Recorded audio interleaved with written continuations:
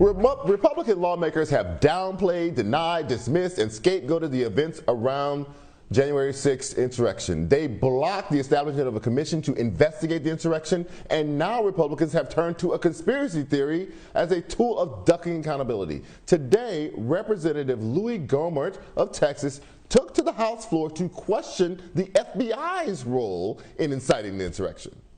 We have a serious problem with some of the people that were involved that day that appears were either working for federal authorities or were informants for federal authorities and had leadership positions in those groups and quite possibly, some cases probably, helped egg them on. But Gohmert is not alone. Representative Matt Gaetz wrote a letter to FBI Director Christopher Wray and asked, of all the unindicted co-conspirators referenced in the charging documents of those indicted for crimes of 1/6, how many worked as a confidential informant or as an undercover operative for the federal government, FBI, Army, counterintelligence, etc.? Views associated with the events of January 6th are vastly different across party lines. According to a Monmouth University poll, 47% of Republicans view the events of January 6th as a legitimate protest compared to just 13% of Democrats. And just 33% of Republicans would describe the events as an insurrection compared to 85% of Democrats. With no formal investigation or accountability, how do we, the American people, separate the facts from the fiction regarding the insurrection? More importantly, how will history document those responsible for the attacks on the Capitol building? Joining us to discuss is retired Lieutenant General Russel Honoré. General Honoré, thank you for being here, sir. Good evening. So what do you make of this ricocheting from conspiracy theory to conspiracy theory? It would be one thing if these were just anonymous people online doing this. That's not what's happening. These are elected officials in the Congress pushing forward conspiracy theories that they know are not true, all to cover up an inconvenient fact, which is that people who were supporting the Republican president of the United States at the time assaulted the Capitol building in an effort to perform an insurrection. Yes, sir. I think what we're seeing is a denial of the truth, and they're making stuff up.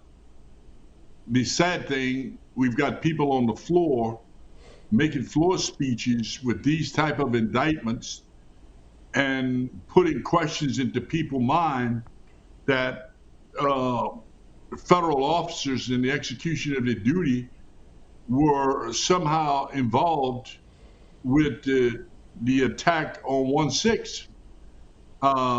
That's unbelievable.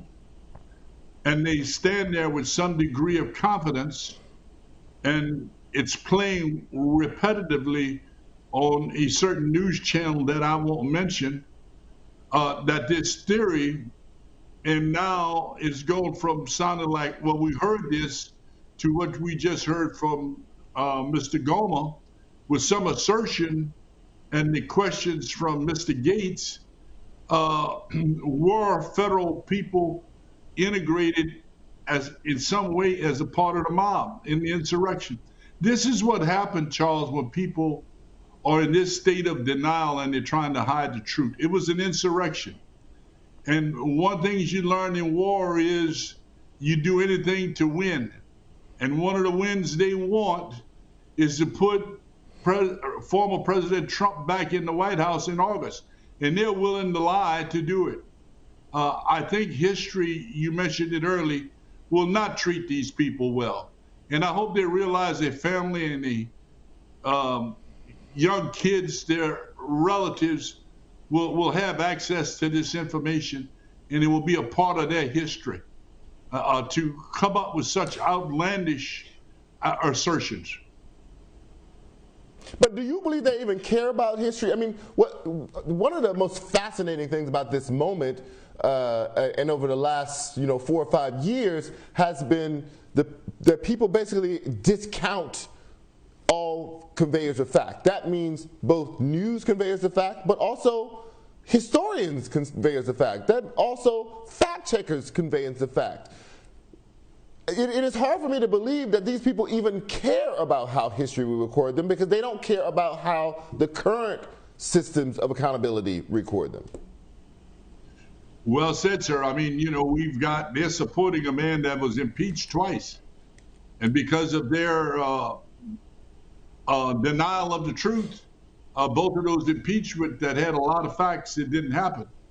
And here we are again with them passing this propaganda to people who really want to believe that the election was stolen. Again, they're talking to people who want to believe the election was stolen. So they're preaching to their own tribe that the election was stolen, and that some way 45 will be back in the White House in August. And that's what they're doing. They're fighting this like a war. And right now it's a war of words through propaganda. And that's one of the tools that a terrorist use. And I'm using the word domestic terrorism. That's one of the tools they use, is propaganda to spread beliefs that gives them political outcome. So they are fighting a war of words right now, and the federal government is going to have to step up and figure out what they're going to do about it, because this is disruptive to our country. It's disruptive to our democracy.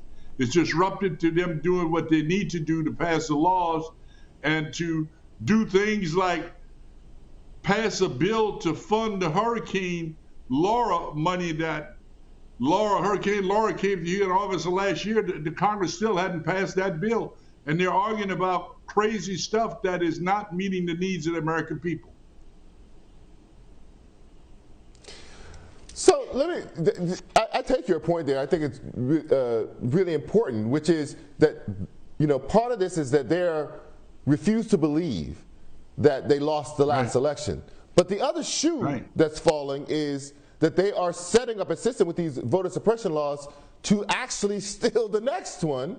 And there's intransigence in Congress over whether or not they will be able to pass any protections in a voting rights bill. And the compromise that has just been made does not go far enough in protecting people's rights to vote, and in some ways actually erodes some of the protections and the guardrails that are there. Are you optimistic about this country and our electoral system and our democracy at this point? I think our democracy is at risk unless we can do what they need to do in the Senate, do some of that Senate-matic, and pass a voter right bill. And it needs to be a basics voter right bill without a lot of bells and whistles on it, and with a provision that we will not be overthrowing elections based on committees that are put together by the legislature in each state. We need to go back to the basic voter right bill, and if people have to show IDs, whatever. But we've got to excite the 40 and below young people in America. They need to go vote. We need them at 90%. And if they got to stand in the line, they go do it. We got to get ready and get people registered. You got to overwhelm them with the numbers and let the courts sort it out. But we cannot allow some of these state laws to stand where they think they have the right to overthrow an election because they don't like the way the numbers came out. That has to be challenged. Lieutenant General Honoré, always a pleasure, sir. Thank you.